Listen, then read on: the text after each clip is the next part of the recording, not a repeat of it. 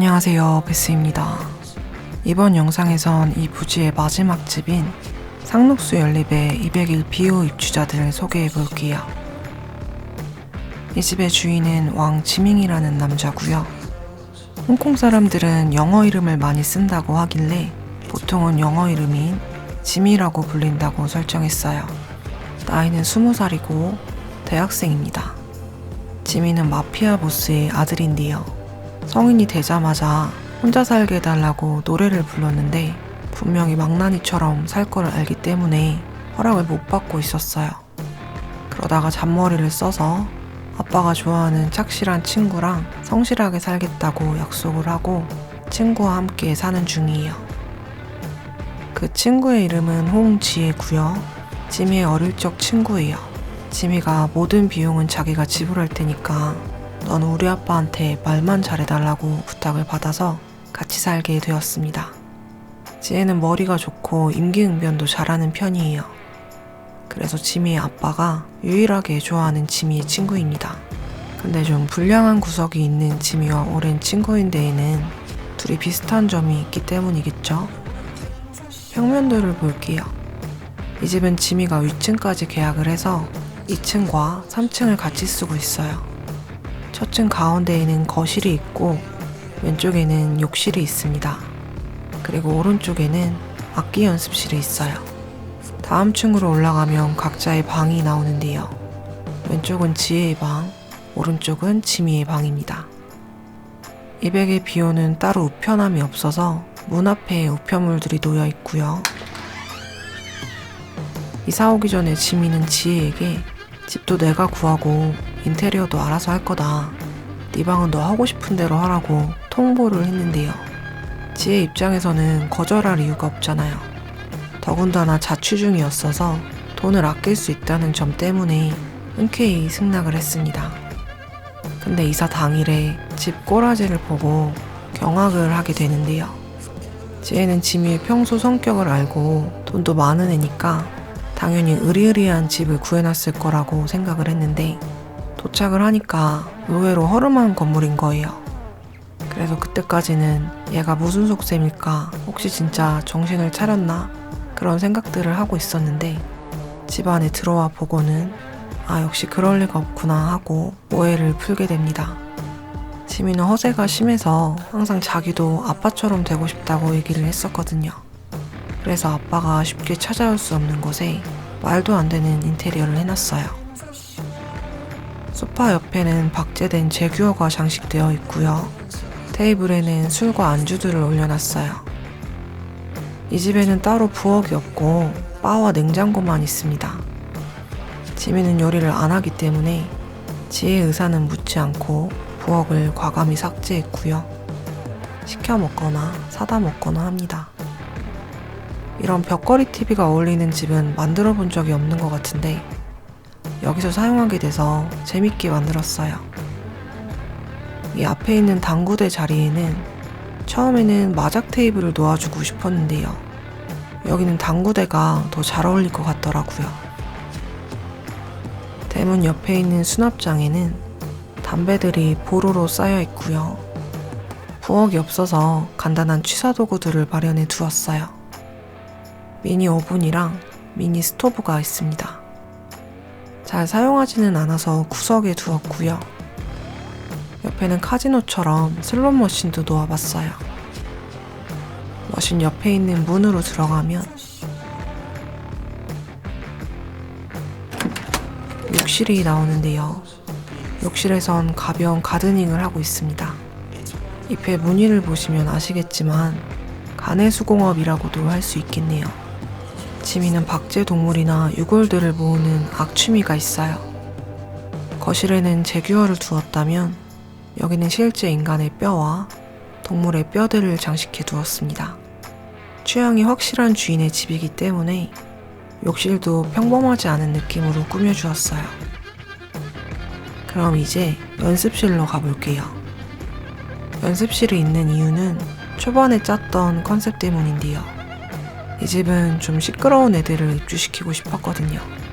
그래서 떠올린 게 방음시설 없이 악기를 다루는 대학생들이었어요. 그리고 걔네를 어떤 집에 살게 할까 고민을 하다가 홍콩 컨셉이니까 느와르적인 하우스를 하나 만들어주고 싶어서 이 집을 만들게 되었습니다. 지미는 드럼을 치고 지혜는 기타를 연주하는데요. 지미는 그냥 여자들이 집에 오거나 기분이 안 좋을 때 드럼을 치고요. 지혜는 그래도 자주 연습하는 편이에요. 눈치가 있어서 앰프는 안 꽂고 하는데 지미가 연주할 때는 항상 민원이 들어옵니다. 여기도 박제동물에 머리가 걸려 있고요. 창에는 커튼 대신에 버블 장식을 해줬어요.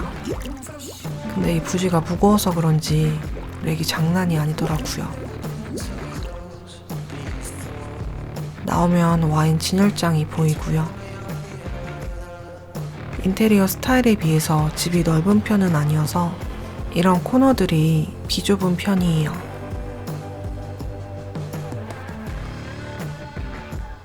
진열장 뒤로는 계단이 있어요. 올라가면 지혜의 방이 먼저 보이고요. 오른쪽에 있는 지미의 방부터 들어가 볼게요.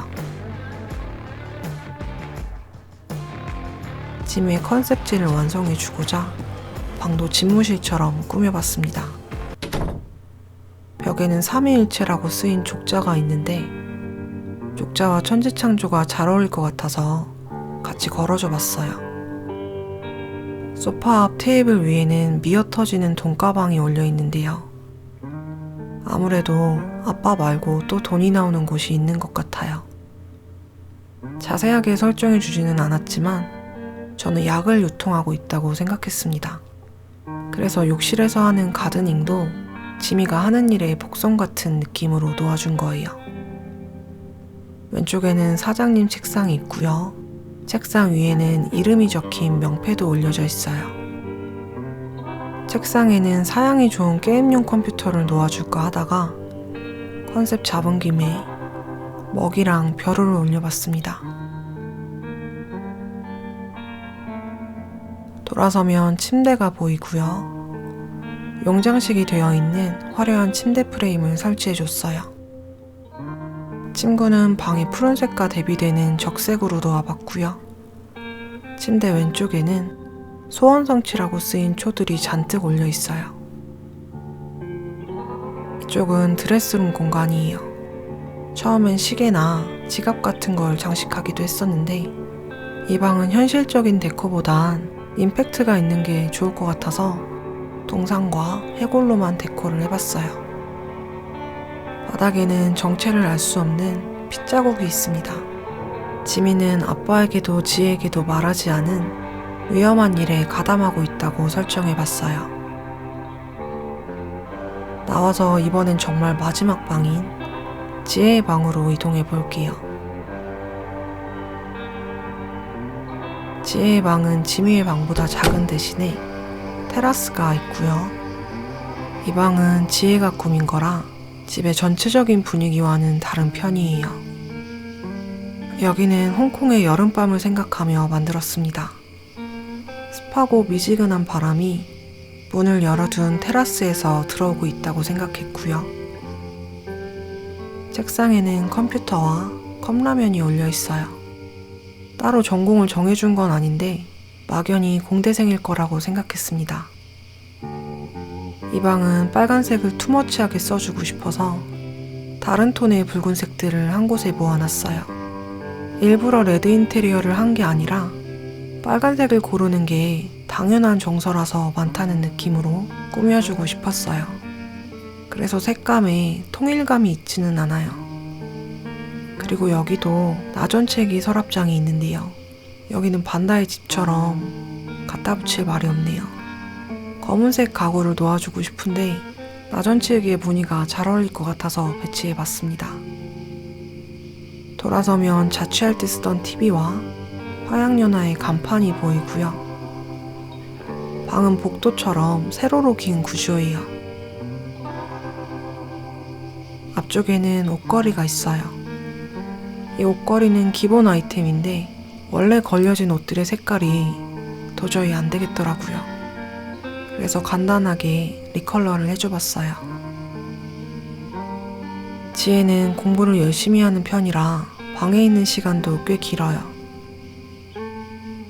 가끔은 이 비치 타월에 누워서 책을 읽기도 하고요. 보통은 여기 앉아서 담배를 피우는 편이에요.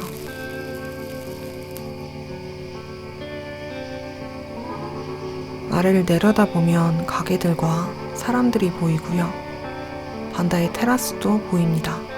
비어있던 집에 반다가 이사를 오면서 지혜는 자주 그리고 일방적으로 반다를 보게 되는데요.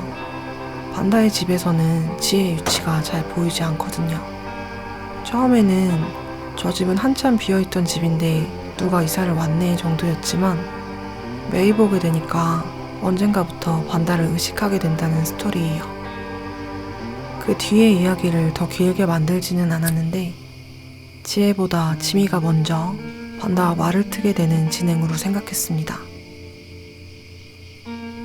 그럼 오늘의 하우스 투어는 여기까지고요. 긴 시리즈 시청해주셔서 감사합니다. 다음 하우스도 기대 많이 해주세요. 안녕.